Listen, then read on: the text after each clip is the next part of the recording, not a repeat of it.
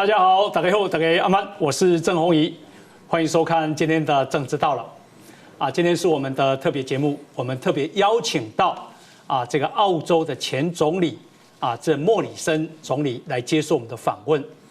那么莫里森总理他这个去年刚卸任，在澳洲担任长达4年的总理，在4年总理的任内他呢不惧中国的威胁。然后这个要调查COVID-19 的起源，搞得中国不高兴，所以对中国对澳洲的这个产品做了非常多的封锁，但是他突破了。他怎么突破的？其实是很值得台湾来借鉴。同时他在任内促成了 AUKUS 就是让美国的技术来帮澳洲制造核子潜艇，这对台湾帮助非常的大。总之，在总理任内做了很多的事情那么可以给台湾启发，也可以让台湾来学习。我们今天非常这个高兴能够邀请他来接受我们的访问。Hello, welcome to San Li TV, Mr. Prime Minister. 你好 Eric. Thank you. When you were Prime Minister, you announced a ban on Huawei and GTE from Australia's 5G network in August 2018. That move angered Beijing. Would you still make the same decision today? Are more restrictions needed now, and why? Well, the decision to not allow Huawei and ZTE to build our 5G network was made by our government. And when actually Malcolm Turnbull was Prime Minister, I was the Treasurer at the time, and those decisions were taken together. It was one of many decisions that we were making to ensure the integrity and sovereignty of Australia's telecommunications systems, our energy systems, our infrastructure, and make it less or vulnerable to coercion, both in the future and in terms of how we're managing things then. But it was the absolute right decision. And many other countries have made that decision. In fact, we made many countries follow. We made that decision before the United States, and we were a first mover on that because we could see the significant potential for disruption. Because with 5G, it connects to the Internet of Things, and it makes you potentially more vulnerable to cyber attacks and things of that nature. And so it was one of the key decisions of how to deal with this new technological world and the vulnerabilities that exist and the interplay between your technological capabilities and what your security risks were. And so Australia was very aware of these things. We were very alive to them. And I'm pleased many other countries have become more alive to it. You are more than earlier than American. So you have good vision. Well, a country like Australia has to be very aware of our sensitivities. We do not have the scale of other countries like Japan or the United States.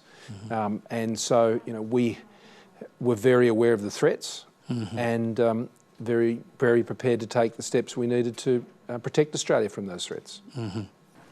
During the pandemic, Australia called for an inquiry into the origins of COVID-19, which again angered Beijing. China retaliated by imposing tariffs on Australia products, effectively blocking exports of wine, barley, lobster, coal, cotton, and timber to China. Did you worry at the time? What was the effect of the restriction? Well, first of all, no, I didn't worry. I mean, the question was an honest one. And I want to commend Taiwan for the amazing job that Taiwan did during COVID-19. It was an outstanding performance. world class, world leading. And when we were managing the pandemic in Australia, I would often look to see what Taiwan was doing. And I think the Asian response to the pandemic was very different to the North American and European response. We had both been, and particularly throughout Southeast Asia and Northern Asia, we'd been through SARS and MERS. So we knew and understood the nature of these viruses. And so it was an honest question. How did this start? It's called COVID-19 for a reason, because it didn't happen in 2020. It began in 2019. And if we had a better understanding of what was happening in 2019, if the information had been shared, if the warning had been given to the rest of the world out of China, then perhaps some of the terrible consequences could have been avoided. It's just important that we know. All throughout Southeast Asia, there are wildlife wet markets. So if this was able to be produced in that environment, then for health reasons, we need to know. But China responded in I think, an appalling way, saw it only through a political lens, and chose to apply illegal trade sanctions, some of which that are still in place. The good news is Australians adapted, Australians diversified, Australians pushed through. We weren't intimidated, and I'm very grateful to the Australian producers, particularly in our agricultural sector, who weathered the storm and have come out the other side. And it showed a lot of resilience. But that's how you have to deal with China's coercion and bullying. You have to stand up to it. There was recently an economic study in Australia which showed that the impacts of those illegal trade sanctions on Australia were negligible. I think the impacts were probably a bit worse felt in China because they didn't get to have our red wine, which you continued to enjoy in Taiwan. Yeah, we love Australian wine. So good. Much better than a Wuhan Pinot. Yeah, of course, 100%. Yeah. 当时澳洲的产业跟商人施加多大的压力给你？你是怎么突破的？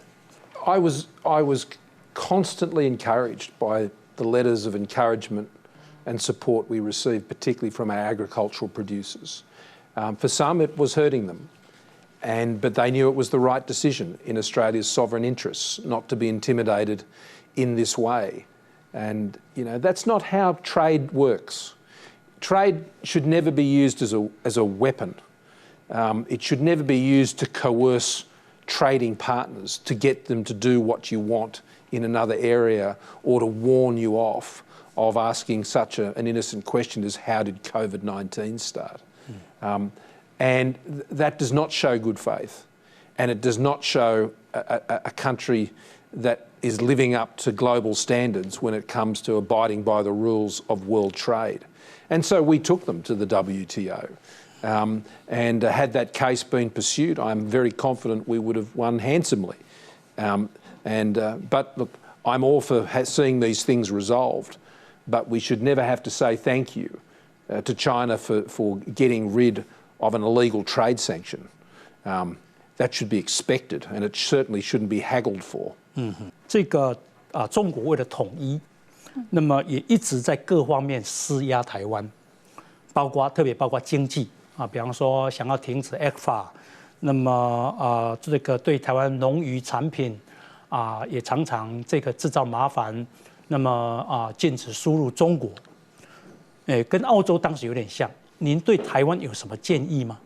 I only have admiration for Taiwan. I have admiration for a people that believes passionately in representative democracy, in economic freedom, in political freedom, in religious freedom. And the notion that a free people such as Taiwan would ever peacefully submit themselves to an authoritarian communist regime, I find incredulous. The policy that Australia has, the one China policy that Australia has, and the United States has and many countries does not recognise the legitimacy of Beijing's claim over Taiwan. It simply recognises that it makes one, and that this issue should be resolved peacefully. But, resolving it peacefully does not mean coercing Taiwan into submission. That is not a peaceful outcome. That would not be capturing the spirit of what countries such as Australia, or I believe the United States and others, would expect from that policy that we have held now for 50 years. So I have admiration for Taiwan. But Australia must continue to diversify, and I would say right across the world. I think now, particularly in the United States, but also I think we're seeing it in other countries, investors are starting to price in the risk of Chinese supply chains. And they're not what they were previously assumed to be. And that will affect where capital flows. And it means that all countries, I think, will rightly seek to diversify their reliance. I think all countries will continue to want to trade with China. Australia will want to continue to trade with China. We can't deny them our wonderful red wine. Of course they will want to have it back, I'm sure, and any time soon. But the bulk of our trade, as I said, comes from resources. The consumer goods are a much lesser component, but I think can grow a lot. And they're not of a security risk or nature either. Our dairy products, our powdered milk, all of these sorts of things. We're happy to trade in all of these areas, but we can never let that trade be used against us. 这个澳洲现任的总理那么在宣布今年稍晚要访问中国，但你却选择访问台湾，为什么？ Well, no longer being Prime Minister affords me the opportunity to visit Taiwan, and so I was very pleased to receive the invitation. And I wish Prime Minister Albanese all the best with his visit to Beijing. I think it's good that the countries are talking.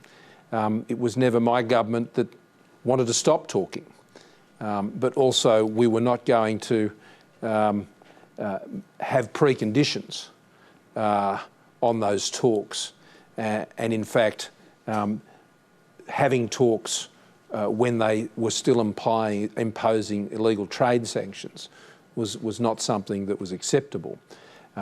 So I'm pleased they're talking, but equally I think it's incredibly important that I come here at a similar time on your National Day and be here to celebrate with you, to acknowledge the relationship that exists between Australia and Taiwan, and to stand with Taiwan for the cause of peace and freedom that you represent in this region. It is a beacon. It is not unlike when you think back to the times of West Berlin. And Taiwan holds up, I think, this hope. And those who are not living under that type of a regime not far from here, I hope they see that there is another way and will in time appreciate. We saw what happened in Hong Kong, and that was heartbreaking. Heartbreaking. People who had grown up in a relatively peaceful and free and democratic society, and to have all of that just stripped away. And it is just so important that Taiwan continue to be able to live peacefully and freely in a representative democracy where you decide. 据说你要来台湾这件事，中国有威胁你，他怎么威胁？ Well, I received a letter from the Chinese ambassador in Canberra suggesting I should not come. And I reminded him that Australians decide where we go, and we don't take those instructions from elsewhere. And the fact that I can come here to Taipei, I hope is something that is something that Australians can do for a very, very long time to come. See, I think understand that that's really what's at stake. Those simple liberties, I said this to the President today. that in Taiwan and in places like Israel and others like that where they live under constant threat, democracy and the freedoms of economic freedom and religious freedom and political freedom, these are so more valued because their perishability is very clear if it's not tended to. And so I think Australians and those elsewhere in the world can learn a lot from Taiwan and the way that you value these things, as I saw on display today. So it was a wonderful thing to be able to be here and just participate. They are angry now. During your tenure as Prime Minister, Australia formed the AUKUS military alliance with the United States and the United Kingdom. The three countries announced the construction of 8 nuclear-powered submarines. How important are these vessels? The continued growth of China's military power is causing concern among many countries. Before the new submarines begin service, should other policy tools be used in response to China's expansion? Well, the short answer to that is yes, and it will. There will be, under AUKUS. AUKUS is not just about nuclear-powered submarines. It's about defence technology that is yet to even be invented, and to form a partnership between 3 countries that between us is probably the most. There is the most trust between these 3 countries of arguably any 3 anywhere in the world. So that enables us to work together to develop the technology that really only has one purpose, and that is to act as a credible deterrent. It was President Reagan who used to speak of peace through strength, and that is the path to peace here in the Indo-Pacific. That is the path to maintaining peace in the Taiwan Straits. It is a peace that is held together by a credible deterrent, which ensures that the calculus for aggression is always thwarted and that other ways forward are then found. But you can't do that unless you're prepared to invest in the defence capabilities that achieve that credible deterrent. Nuclear-powered submarines are essential for that, but they don't sit in isolation. They are part of a broader network of deterrent defence capabilities, not just with the United States and the United Kingdom, but indeed with Japan. And it is also incredibly encouraging to see the greatly improving relationship between Japan and South Korea. This is something that some years ago you wouldn't have thought was possible. But to see it happening is, I think, a great credit to the Biden administration and President Yoon and Prime Minister Kishida. The Indo-Pacific democracies are aligning to counter this threat. It doesn't wish to be aggressive. It simply wants stability and peace, so all the countries in the Indo-Pacific can just continue to enjoy their own nations and their own sovereignty. 这不是钱买得到的技术。 The capability that Australia will acquire in building these nuclear-powered submarines in partnership with the US and UK, money can't buy that. We'll spend quite a lot of it in acquiring it, but the value will, I think, very much exceed what is ultimately paid. But the ultimate value that comes from this is a peaceful Indo-Pacific, which is what everybody wants. And it's as important for countries in the region like Indonesia and Malaysia or Cambodia or others. Vietnam, similarly a communist country with China. But these countries wish to develop, and we want them to develop too, peacefully. And for that to happen, they need a stable region. And when there is assertiveness in the region, then that undermines that stability and that threatens the prosperity of the whole region.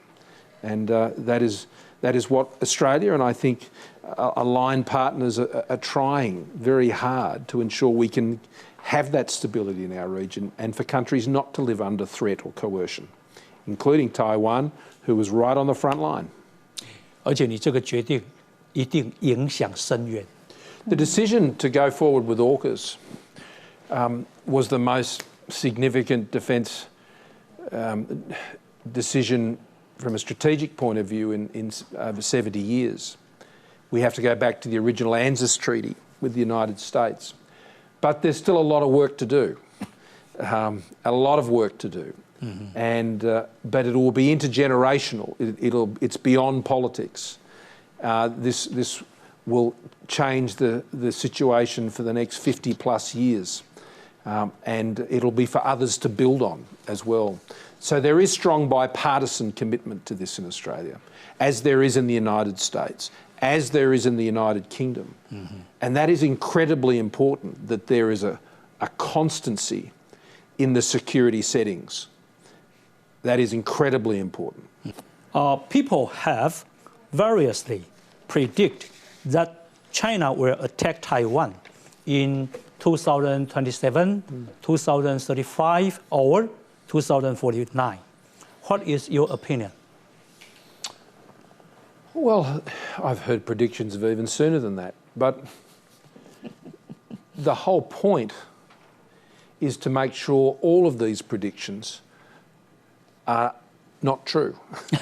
And the only way you do that is by ensuring there is a credible deterrent, that we continue to work together to boost the resilience of the region to such aggression, and particularly here in Taiwan. Now, I commend Taiwan on its new submarine capability, which it's in its prototype phase. But in talking to the President, there's still a lot of work to be done in many other forms of defence and further lifts in investment that undoubtedly were required, whether here in Taiwan or back home in Australia. We regrettably are all going to have to spend a lot more on defence. And that is true, as much as true here as it is in Australia.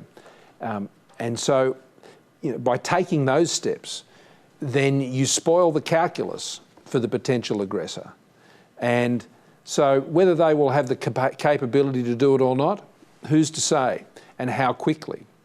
But as we've seen in Ukraine, what looks good on paper doesn't necessarily end up well in practice. An illegal invasion that was believed would have taken Ukraine within 5 days, and the war goes on now. Well, we're coming up, we're well past 18 months now. So these things don't always play out the way the aggressors think. And so it's the job of those who want to resist that and ensure peace that we spoil the calculus as best we can. But that is never done through weakness. That is never done through appeasement. I mean, these are the lessons of history. They are the lessons of history, and we must learn them. And I believe Taiwan knows those lessons only too well. Australia, I believe, similarly. And so we must continue to work together to that end. I also don't believe China wishes to take Taiwan by force. I don't believe that's their intention either, or their wish. That said, we also have to be careful that submission is not achieved by other, what I'd describe as unpeaceful means, through coercion, through creating a spectre of inevitability, or seeking to drain the resilience of Taiwan and its partners and supporters.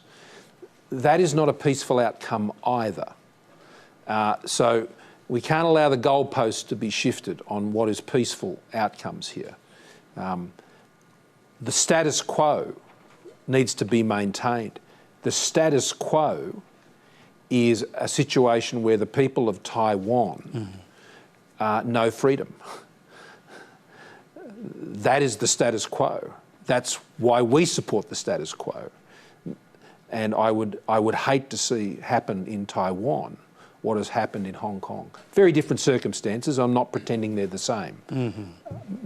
But for those who grew up in freedom in Hong Kong and don't know it now, I suppose that's of little comfort to them that their circumstances were different.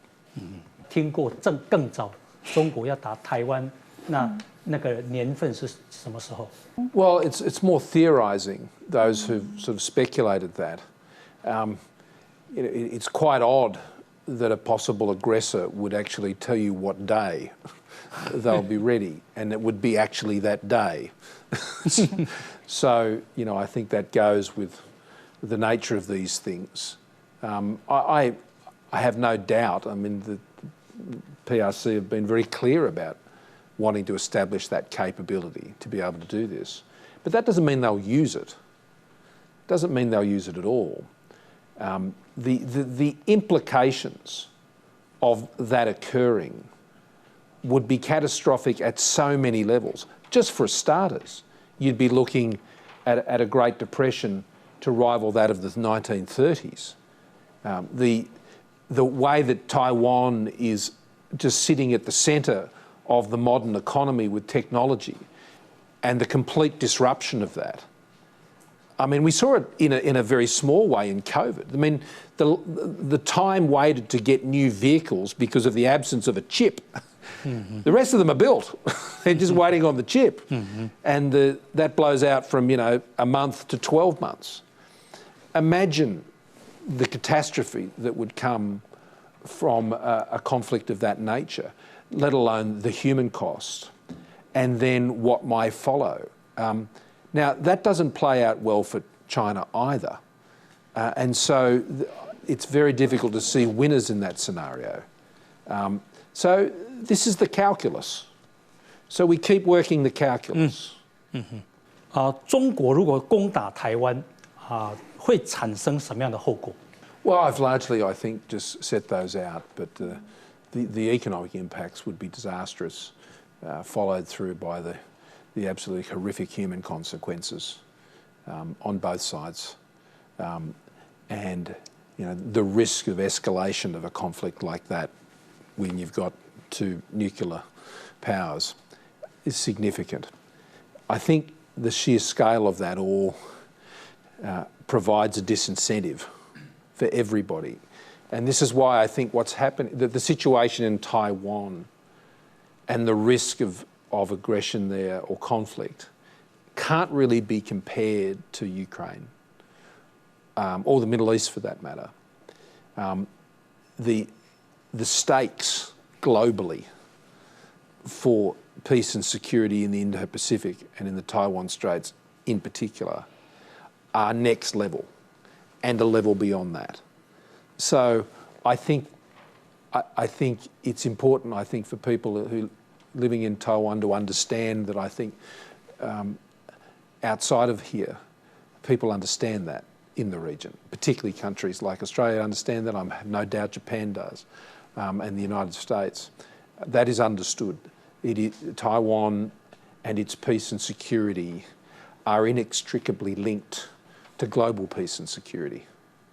In Taiwan, some people are skeptical about the United States believing that Taiwan is a U.S.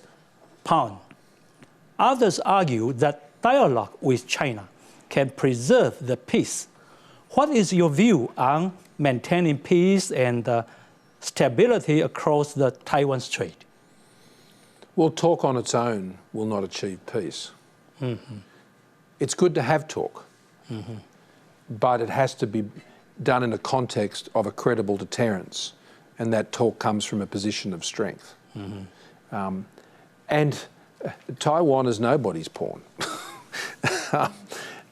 just as Australia is nobody's pawn.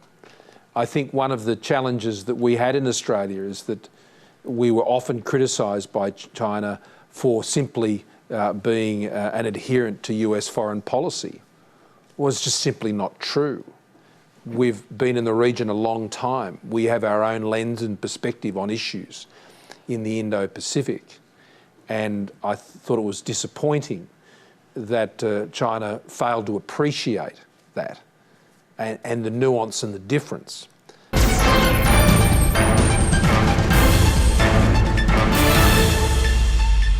美国推动以色列跟沙特阿拉伯和谈建交，是不是这个也导致因为和谈，所以松懈了以色列的心防？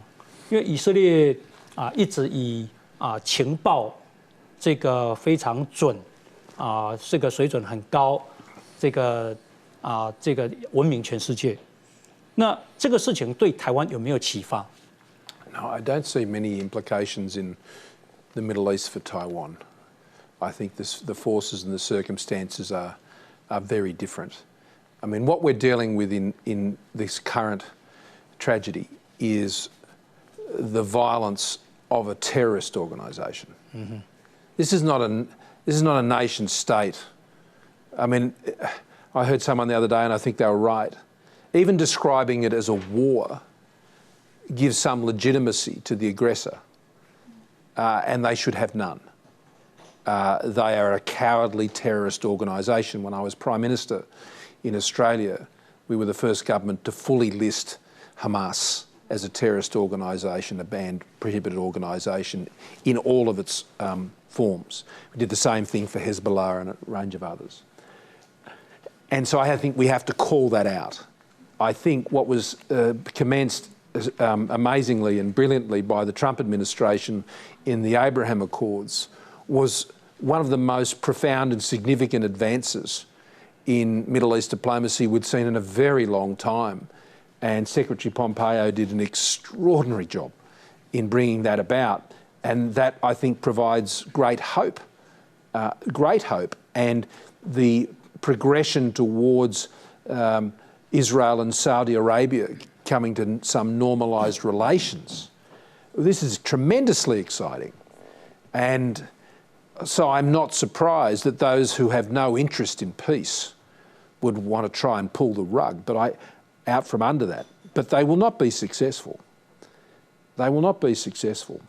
And so, our thoughts and prayers are very much with the people of Israel and with Prime Minister Netanyahu. And I would encourage them to stay on track to reach that normalisation of relations with Saudi Arabia and to move through this terrible time under these terrorist attacks.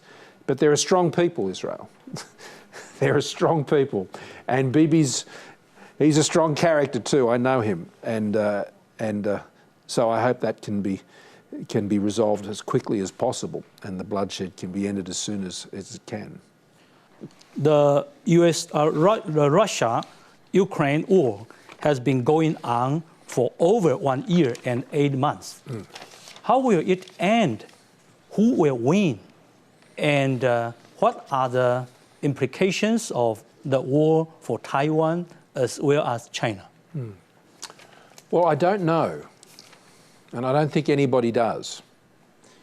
And the illegal invasion of Ukraine had to be met with resistance, and the courage of the people of Ukraine is something extraordinary, something extraordinary, and they deserve our praise. They will keep fighting, and they will keep resisting, and we must keep supporting them. I think that is one of the lessons, whether it's Ukraine or whether it's Taiwan or whether it's Israel, I suppose, for that matter. You keep supporting those whose liberty is sought to be taken from them, and so that's a lesson, more broadly for the West. In Taiwan, the lesson I think we have to be careful about, because I said before, I think the circumstances and the stakes of the geopolitics here are very, very different, and so there's a lot more at stake here at a global level, at least, in Taiwan, and I think that will change how the protagonists behave. For example, Ukraine was not a member of NATO, so the idea that there would be some sort of direct engagement of NATO powers in resisting that invasion was not present. Plenty of supporters come, but the direct role's a different issue. Such calculations cannot be made about Taiwan. I think President Biden's statements around this issue are probably the most firm of any president ever on this topic. And that has caused some controversy in the United States, but I commend him for it, for leaning into it. And whatever Australia's position might be in those circumstances, well, I think would similarly be known at the time. But there's no doubt in my mind that Australians would feel absolutely appalled at any aggression towards Taiwan. Yeah. Well, I'd add a couple of points to that. The other is that the direct invasion scenario is probably not the most likely. Blockades are probably more likely. Cyber attacks are probably more likely than direct military invasion. The other lesson, I think, for Taiwan specifically is you do not want to find yourself in Ukraine's position where you're trying to get fighter jets and you're trying to get missiles and you're trying to get anti-aircraft guns. You want to be the prickliest porcupine you can be. Porcupine.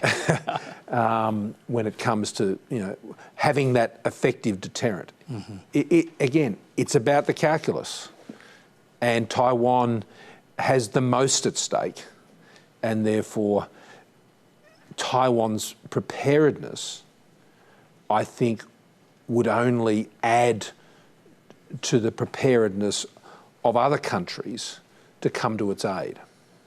这个我们今天非常荣幸邀请到去年刚卸任的澳洲总理莫里森先生他任内有4年，那么做了非常重大的决定。我相信这些决定都影响着全世界，影响着区域安全。他对台湾特别友好他建议台湾要成为豪猪豪猪没有办法威胁狮子，但是狮子也不敢吞了豪猪。台湾它之所以来，是因为台湾民主自由，然后台湾是一个法治的国家，那么这个很自由很民主那这个是我们最重要的这个保障台湾最重要的因素那么我们今天特别感谢他来到台湾参加台湾的生日Thank you. Hey, 谢谢Thank you a lot.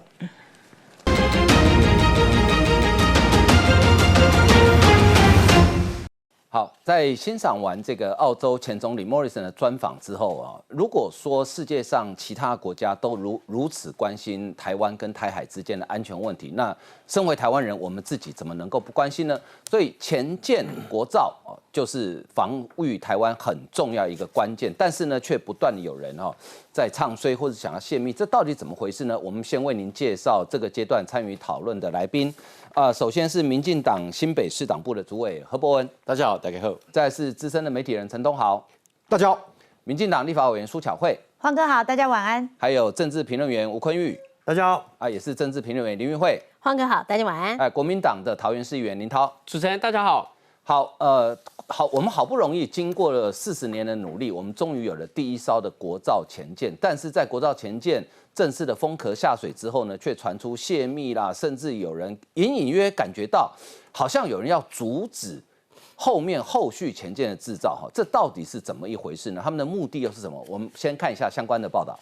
我国第一艘前舰国造海鲲号上个月正式亮相，不过随之而来的唱衰，甚至引发泄密风波。总统府副秘书长黄崇彦透露，其中有中国势力介入，有能力产制潜舰的国家不多，中方好像有去进行了一些干涉，可是人家就觉得说没有，我们取消这个计划，这个其实是存在。中国忌惮我国发展前舰，不只有实际干预，黄崇彦直指中方可能也结合台湾在地协力者，企图介选方式去抨击，或者是不管是唱衰，可见他们确实认为，如果台湾有相当的潜舰的战力，对他们来说会是一个在威权输出上、武力投射上一个很大的影响。中方千方百计干预我国发展潜舰国造，专家分析，因为潜舰在不对称作战中具有指标性战略意义，比较难被侦测啊。所以其实假设我们有这8艘潜舰的话，其实我们的战略主动性就可以相当的大。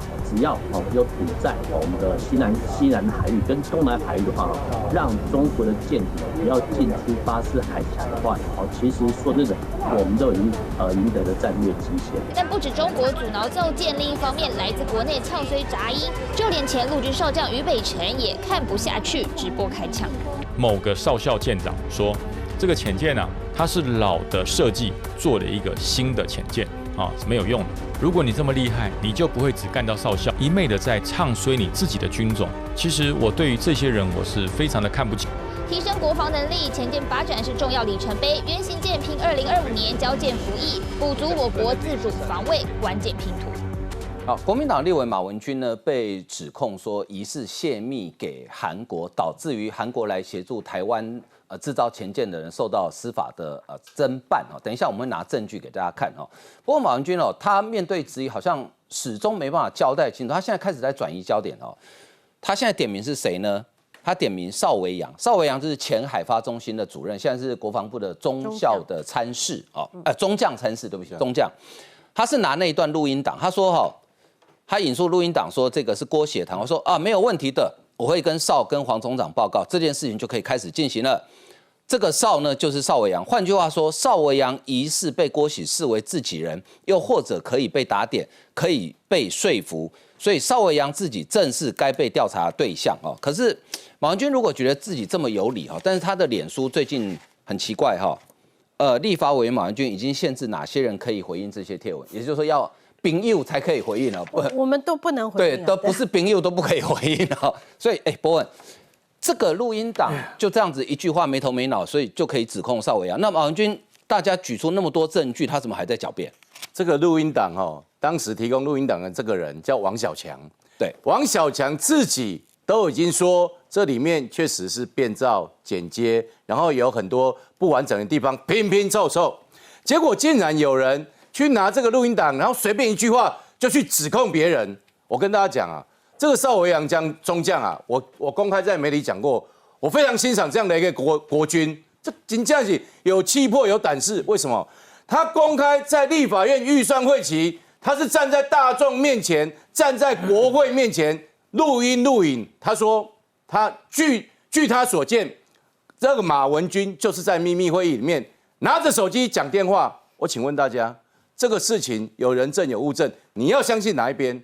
邵维扬他提出的是具体的人证物证，请问你拿一个剪接片段的这个录音，然后用一句话想要毁掉一个为中华民国台湾奋斗一生的这个中将，我跟大家讲啊，台湾社会是有公理的。第一点，我认为马文君你自己讲清楚，你为什么当时这个要把这个相关的这个机密，然后泄露给外国，然后造成我们制造潜舰的这样的一个阻挠，这个就是我们在讲的嘛。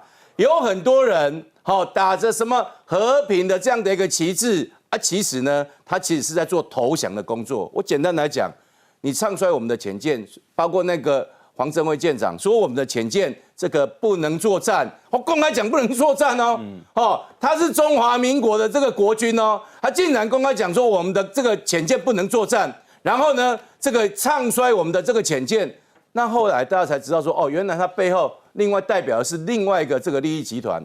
其实这个都还小事，我现在担心的是啊，这个背后如果代表的是一个政治势力，而且是一个跟台湾敌对的政治势力，然后不断的透过各种我们台湾境内的一些力量，然后互相唱和，然后假借和平的名义，然后其实是逼着台湾要跟中国投降，这是我比较担心的。所以我觉得我们面对这个事情，第一个我们检调要把这个事情查清楚，第二个我觉得心防现在远远比国防还要重要，所以我们面对像马文君之流的，我只要问国民党一句话，我要问侯友宜一句话，面对马文君之流这种已经被这个中华民国的这个国军中将公开在立法院指涉泄密的马文君，你们要不要力挺到底？你们还要不要支持马文君？我觉得这个部分总要做一些政治表态吧。我请教议会马文君现在也不止这样，恶人还先告状他又去南投，因为他之前不是告郭喜吗？对，他要去南投地检署再地状再补资料，再等于说我再加强我的证据。可是我们一直在问马文君一件事情大概你打电话给谁？对，你泄露了些什么？是，那你为什么要把资料给韩国？对，那到这个问题，他到现在都没有回答我们大家。他从头到尾到目前为止都没有回答。然后我还要问马文君的是因为如果照王定宇的委员他的这个同样的一个情形，因为也有人把同样的资料拿给王定宇委员，王定宇委员是怎么处理的？他是找符合潜舰机密等级的军官来问他们说，这个是不是机密？是不是应该作为每一个立法委员，是不是应该这样处理才是对的？马文君做的是哪一件事情？马文君去叫他的顾问黄征辉来看这个是不是机密等级。然后黄征辉上节目的时候就在讲说，他说他看了以后，他觉得他就告诉这个马文君说，哎呀，那个池信顾问不能用那些图呢，他还讲那些图呢我看不懂，我不知道是不是这个海鲲号，他说他不知道。这是柯文哲他在接受访问的时候，有人问他说，主持人问他说，你对海鲲潜舰国造这件事情，你会查到底吗？柯文哲说，我都不用查，我就把所有的会议记录上网公开，这样就好因为呢，上网公开，对，他说这句话最重要，敌人的敌人会帮我收拾他们，呵呵呵呵，这句话他在鬼扯什么东西啊？潜舰的机密会议内容可以上网公开，但是我们倒退回来，他的心里的这个想要的做的是什么事情？敌人的敌人会帮我收拾掉讨厌的民进党，他不就这个样子吗？黄征辉跟马文君是不是同样的心态？敌人的敌人就会帮我收拾掉这个民进党的这个潜舰国造，让潜舰国造造不了。好，我们先进一段广告休息一下。